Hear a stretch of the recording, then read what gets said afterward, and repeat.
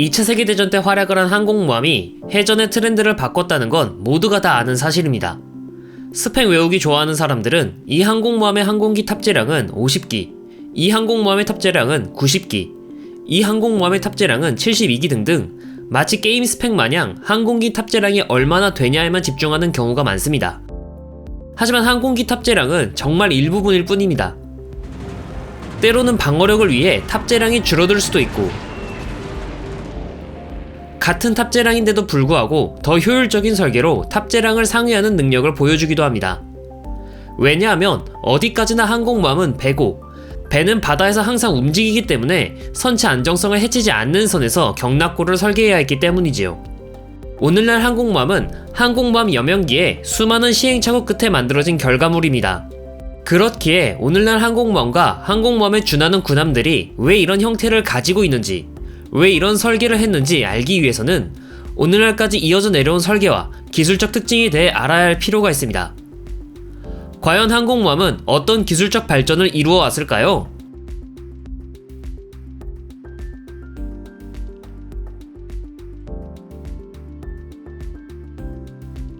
항공모함 하면 사람들이 가장 먼저 떠올리는 것은 갑판에서 항공기를 사출하는 모습일 겁니다. 셔틀에 항공기를 고정하고 준비가 완료되면 이함하는 항공기, 그리고 항공기가 사출되고 난 뒤 증기가 올라오는 모습은 로망 그 자체라고 할 수 있지요.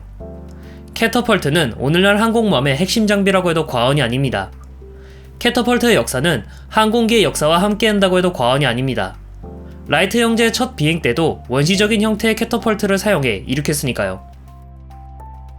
마치 투석기에서 돌을 던지듯 항공기를 던져버리는 캐터펄트는 활주 거리를 줄일 수 있기에 머지않아 군함에서 항공기를 사출하면 어떨까? 라는 생각으로 이어졌습니다. 정찰 자산으로서 항공기의 가치는 항공기가 등장했을 때부터 인정받고 있었으니까요. 1915년에 USS 노스캐롤라이나에 실험적으로 장비된 것을 시작으로 오늘날까지 캐터펄트의 원리는 항공기를 짧은 시간 안에 이함 속도까지 끌어올리는 것입니다. 최초의 캐터펄트는 사무엘 랭글리가 발명한 공기 압축식 캐터펄트입니다. 공기 압축식 캐터펄트는 USS 노스캐롤라이나의 갑판에 처음 설치되었습니다. 실험은 성공적이었죠. 이후 미국 최초의 항공모함인 CV-1 랭글리에서도 공기 압축식 캐터펄트를 사용하지만 공기 압축식은 수상기 정도의 가벼운 항공기만 사출할 수 있을 뿐 본격적인 항공기를 사출하기에는 무리가 있었습니다.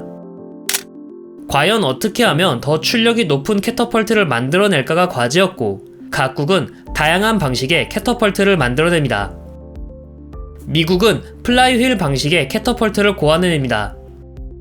휠을 회전시킨 뒤 항공기를 사출하는 방식이지요. 4,500kg의 항공기를 시속 90km까지 가속시킬 수 있었습니다. 곧장 렉싱턴급 항공모함에 장비되어 테스트를 진행했지만 플라이 휠의 부피가 크다는 단점을 가지고 있어 사용하지 않았다고 합니다. 그래서 잠깐 운영하다 8인치 부포를 철거할 때 함께 철거했습니다. 이 당시에는 항공모함에서 캐터펄트로 사출하는 것보다는 한미에서 항공기들을 주기한 뒤 자체 추력으로 이함하는 것이 주된 이함 방법이었습니다. 그래서 충분한 길이의 항공갑판과 항공모함의 최고 속도, 이함할 때 맞바람의 속도가 가장 중요한 요소였습니다. 캐터펄트는 보조적인 수단으로 사용되었지요. 그럼에도 불구하고 항공모함이 제속도를 내지 못한다거나 맞바람이 불지 않는 무풍지대에서는 캐터펄트를 사용하는 경우가 잦았기에 캐터펄트 자체는 필요했습니다. 일본의 경우 화약식 캐터펄트를 사용했습니다. 총을 쏘듯 화약의 폭발력으로 항공기를 가속하는 방식이지요. 구조가 단순하고 가볍기 때문에 설치가 쉽다는 장점이 있어 수상기 사출용 캐터펄트로 많이 사용했습니다. 하지만 사출할 때마다 화약이 필요하다는 점과 고장이 잦다는 문제점, 그리고 가속 충격을 통제할 수 없어서 높은 가속 충격에 파일럿이 부상을 입을 수 있었습니다. 이런 문제점 때문에 일본은 항공모함에서 캐터펄트를 사용하지 못하고 수상함에서 수상기를 사출하는 용도로만 사용했습니다. 같은 섬나라인 영국은 로켓 추진식 캐터펄트를 만들었습니다. 화약식 캐터펄트와 마찬가지의 문제점 때문에 테스트만 하고 사용하진 않습니다. 영국은 유압식 캐터펄트도 개발합니다. 유압식 캐터펄트는 유압의 힘으로 피스톤을 밀어 항공기를 사출하는 방식입니다. 굴삭기나 크레인 등 일상에서 자주 보이는 중장비들이 움직이는 원리와 같죠. 커레이저스급 항공모함에서 처음 사용되어 2차 세계대전 때 활약하던 모든 항공모함에 사용되었지요. 유압식 캐터펄트는 최대 7톤의 항공기를 시속 190km 이상으로 가속시킬 수 있었습니다. 점점 대형화되는 항공기는 항공기 추력만으로는 폭탄을 만재하고 이함하기가 힘들었는데 유압식 캐터펄트의 등장으로 이함 최대 중량 문제를 해결할 수 있었습니다. 더불어 시간당 더 많은 소티를 소화하기 위해서 캐터펄트는 항공모함의 필수 요소가 되었죠. 로켓식과 달리 유압식 캐터펄트는 2차 세계대전에서 사용한 모든 항공모함의 표준 캐터펄트가 되었습니다. 우리가 알고 있는 모든 2차 세계대전 당시 항공모함은 유압식 캐터펄트를 사용했다고 해도 과언이 아닐 만큼 성공적인 캐터펄트로 자리 잡았습니다. 하지만 캐터펄트가 높은 출력을 내는 만큼 항공기도 제트기 시대를 맞이하면서 더 커지고 대형화되어 그에 걸맞는 강력한 캐터펄트가 필요하게 됐습니다. 이에 1950년대부터 증기식 캐터펄트가 등장합니다. 뜨거운 수증기를 피스톤에 쏘아 항공기를 발사하는 방식이지요. 1950년에 HMS 페르세우스에서 시험 도입한 것을 시작으로 현재도 캐터펄트를 사용하는 모든 항공모함에 표준적으로 장비된 캐터펄트입니다. 20톤이 넘는 항공기를 시속 300km 이상으로 가속시켜 줄 수 있죠. 현재까지 무려 70년 이상 사용되어 온 방식이라 그 어떤 캐터펄트보다도 신뢰성이 높다는 장점이 있습니다만 강한 출력을 내는 만큼 항공기가 받는 스트레스도 커 기체 수명 단축의 원인으로 지목받고 있습니다. 수증기의 압력을 사용하는 방식이기에 큰 힘을 내기엔 효율이 좋으나 섬세한 가속도 컨트롤이 불가능합니다. 이는 드론과 같은 소형 무인기들을 사용하기에는 어렵다는 단점을 가지며 함내 공간을 많이 차지한다는 단점도 있죠. 이에 차세대 캐터펄트로서 전자식 캐터펄트가 등장합니다. 자기부상 열차의 원리를 응용한 방식으로 증기식 캐터펄트에 비해 가속도와 출력을 조절하기 용이하고 증기식 캐터펄트에 비해 함내 공간을 적게 차지합니다. 게다가 증기가 제대로 압축이 안 돼 발생하는 콜드런칭 문제에도 자유롭죠.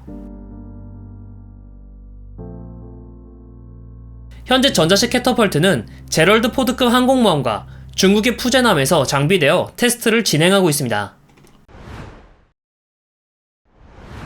자동차가 움직일 때 배기가스를 배출하는 것처럼 군함도 연돌로 배기가스를 배출합니다. 이를 연돌이라고 합니다. 일반 군함과 같은 경우엔 연돌이 큰 문제가 되진 않지만 항공기가 이착합하는 항공모함에서는 이 배기가스가 큰 문제가 되었습니다. 연돌에서 배출되는 뜨거운 배기가스는 항공기 주변의 시야를 가리고 난기류를 발생시켜 착함 시 항공기를 불안하게 만들어 문제가 되었지요.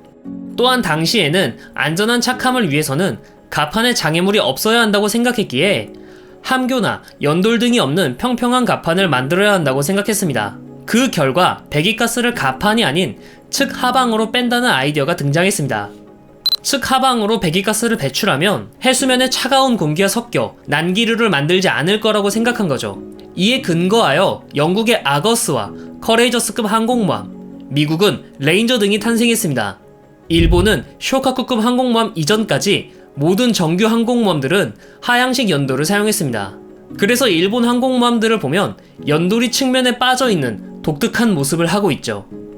하지만 이는 임시 방편일 뿐 측면으로 빼도 뜨거운 배기가스가 상승해 난기류를 형성하는 건 같았습니다. 레인저의 경우 항해 시에는 연돌을 세우고 항공기가 착함할 때는 연돌을 눕히는 방식으로 설계했으며 연돌의 양을 무려 6개로 만들어 최대한 표면적을 늘리는 방식으로 배기가스를 식히려 했지만 큰 의미는 없었죠. 게다가 연돌을 측후방으로 빼게 되면서 연돌 주변 실내에는 배기가스의 열로 인해 매우 덥고 습해 거주성이 열악해졌습니다. 결국 항공기를 제대로 운영하기 위해서는 함교와 통합한 연돌을 높게 빼 착함할 때 난기류를 최소화하는 게 최선이었습니다. 이런 함교를 아일랜드형 함교라고 합니다. 영국의 경우 항공모함 이글에서 아일랜드형 함교 디자인을 하였고 미국은 렉싱턴급 항공모함에서 상향식 연돌을, 요크타운급 항공모함부터 아일랜드형 함교를 디자인했습니다. 하지만 상향식 연돌이라고 해도 난기류를 형성하는 건 매한 가지였습니다. 뜨거운 배기가스를 배출하기 전에 물을 뿌려 식혀주어도 마찬가지였죠. 그래서 항공기가 착함할 때 속도를 줄이는 게 기본이었습니다.